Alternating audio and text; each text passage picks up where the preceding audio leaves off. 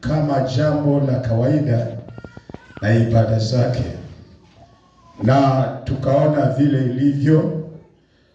Mwisho tukaona dalili za wanaomzoea Mungu, na wakati huu nataka tuingie sehemu ya pili, ni kuonyesha madhara 7 ya kumzoea Mungu na ibada zake.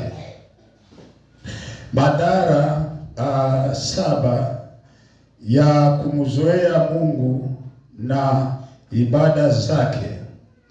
Labda tutasoma tena hiyo Isaya mlango wa 29 na kifungu cha 13 ambayo kinasema watu hawa wananikaribia kwa vinywa vyao, lakini mioyo yao imbali nami.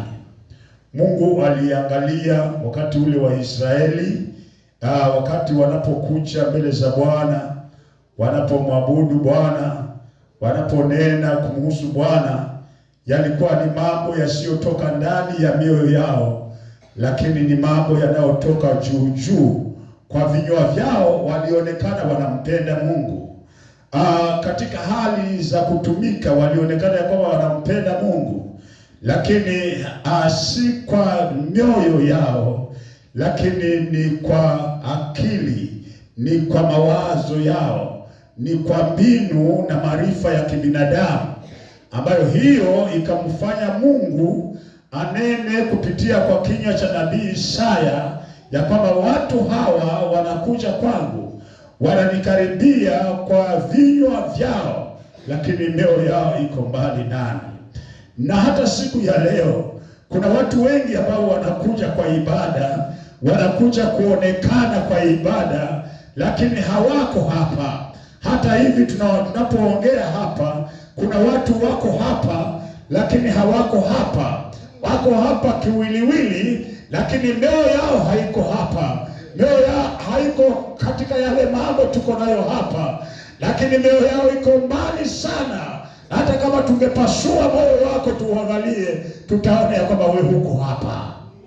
Muulize rafiki yako, mwambie, je, wewe uko hapa ama umeenda farajani? Muulize, kuna faraja inamalizika sasa hivi. Muulize kama uko hapa ama uko farajani.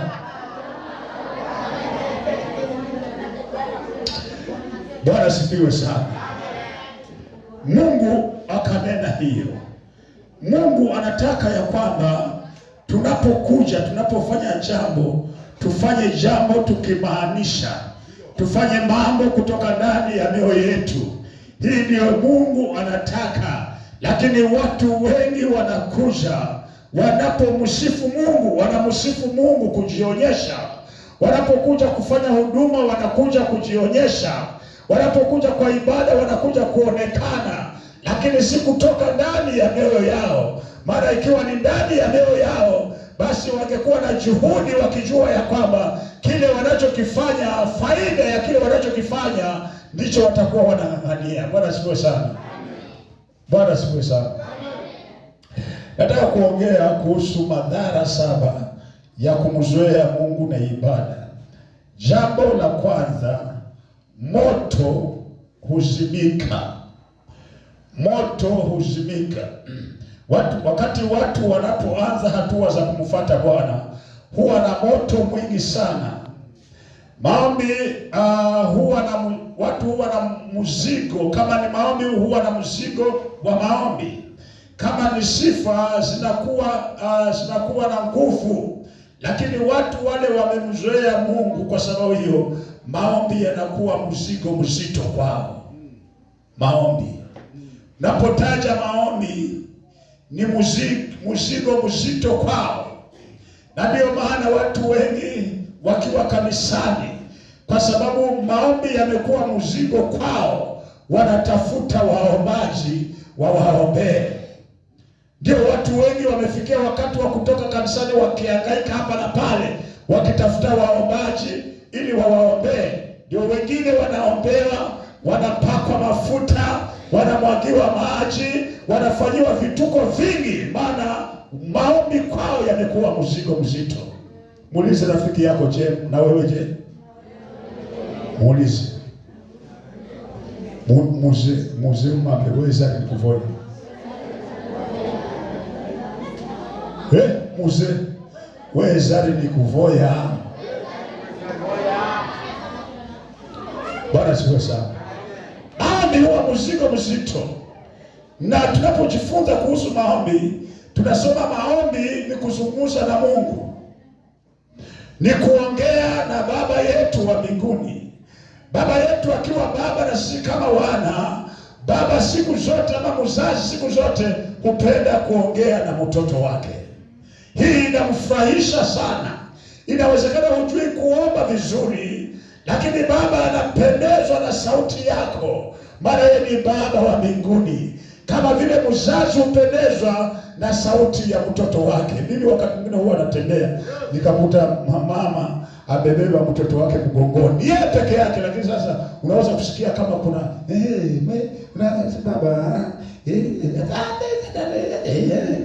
hana baba wewe, yani anaenda akiongea, yani maneno yanaongewa na yule mtoto hayasikiki, lakini mama amekuwa na bidii anaongea na mtoto, maana anataka kusikia sauti ya mtoto wake. Baba yetu wa mbinguni pia hupenda kusikia. Anapenda kuwa na mkao, anapenda kuwa na faragha na wewe, na katika hali ile ya faragha na wewe, hapo kunakuwa na mawasiliano. Na yale mawasiliano yako na Mungu yanaleta uhusiano wako na Mungu kuwa thabiti.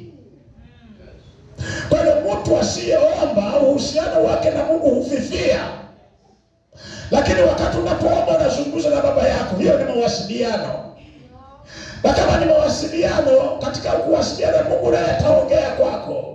Wakati atakapokuwa nikiongea, hapo mawasiliano yanaingiliana na uhusiano unakuwa thabiti. Bwana sifiwe sana. Kwa hiyo madhara